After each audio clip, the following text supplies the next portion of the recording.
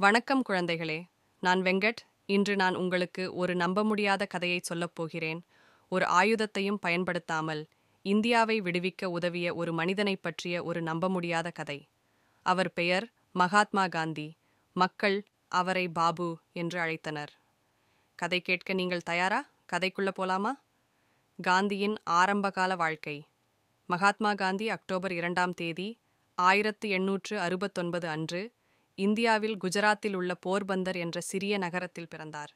சிறுவனாக இருந்தபோது அவர் மிகவும் கூச்ச சுபாவம் உள்ளவராக இருந்தார். ஆனால் உண்மை மற்றும் நேர்மையை விரும்பினார். அவர் எப்போதும் மற்றவர்களுக்கு உதவ விரும்பினார்.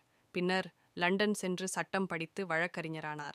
ஆனால் அவர் தென்னாப்பிரிக்கா சென்றபோது அங்கு அவர் தனது தோல் நிறத்தால் இனவெறியை எதிர்கொண்டார்.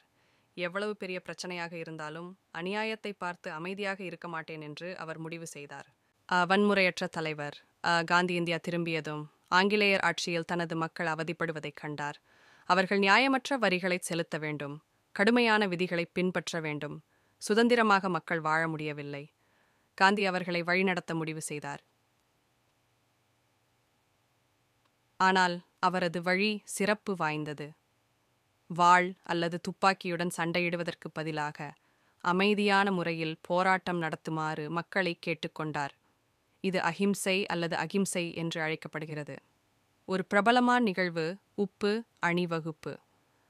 ஆங்கிலேயர்கள் இந்தியர்கள் தங்கள் சொந்த உப்பை தயாரிப்பதை சட்டவிரோதமாக்கினர். எனவே காந்தியும் அவரது சீடர்களும் கடலுக்கு 240 மைல்கள் நடந்து சென்று தாங்களே உப்பை உருவாக்கினர்.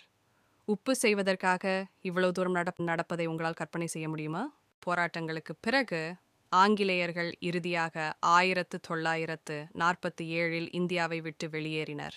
இந்தியா சுதந்திரமடைந்தது. காந்தி ஒரு நாட்டை மட்டும் விடுவிக்கவில்லை. உண்மை, அமைதி மற்றும் கருணை ஆகியவற்றின் மீதான நம்பிக்கையால் உலகம் முழுவதையும் ஊக்கப்படுத்தினார். கதையின் ஒழுக்கம். பெரிய பிரச்சனைகளை கூட வன்முறையின்றி தீர்க்க முடியும் என்பதை காந்தியின் கதை நமக்கு கற்பிக்கிறது. எப்போதும் உண்மையாக இருங்கள், கருணையுடன் இருங்கள், சரியானதை செம்மையாக செய்யுங்கள். யாருக்குத் தெரியும், நீங்களும் ஒரு சிறந்த தலைவராகலாம். காந்தியின் கதையை கேட்டதற்கு நன்றி. இப்போது உங்களிடம் ஒரு கேள்வி கேட்கிறேன். உங்கள் ஹீரோ யார்? ஏன்? கீழே உள்ள கமெண்ட் பாக்ஸில் உங்கள் கருத்துக்களை சொல்லுங்கள். பாய்.